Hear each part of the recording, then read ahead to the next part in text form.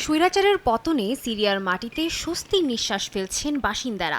ইদলিবের শরণার্থী শিবির ছেড়ে একে একে ফিরতে শুরু করেছেন নিজের বাড়ি ঘরে। স্বাভাবিক হয়ে আসছে জীবনযাত্রা। আনন্দ উল্লাসে মেতে ওঠেন দারা শহরের বাসিন্দারাও। জুম্মার নামাজের জন্য আল ওমারি মসজিদে জড়ো হয়ে স্বাধীনতা উদযাপন করেন তারা।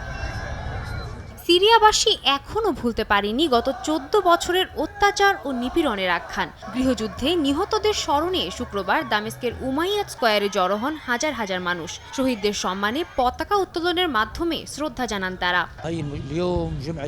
আমরা আজ শহীদদের জন্য শোক প্রকাশ করতে এবং হারিয়ে যাওয়া শিশুদের খুঁজে বের করতে জড়ো হয়েছি। জানি না কারাবন্দী মানুষের ভাগ্যে কি জুটেছে, কিন্তু সৃষ্টিকর্তা তাদের উপর সদয় হন।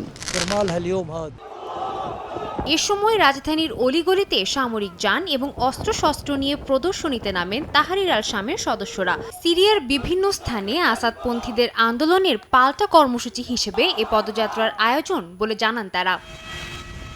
যুদ্ধবিধ্বস্ত সিরিয়াকে নতুন করে গড়ে তোলায় সাহায্য করতে এগিয়ে এসেছে বিভিন্ন দেশ। এর মধ্যে বিশ্ব স্বাস্থ্য সংস্থার মাধ্যমে ৫০ টন স্বাস্থ্য সহায়তা পাঠিয়েছে তুরস্ক, যা সিরিয়ার হাজারো মানুষের কাছে পৌঁছে দেয়া হবে। সাদিয়া তাসনিম, সময় সংবাদ।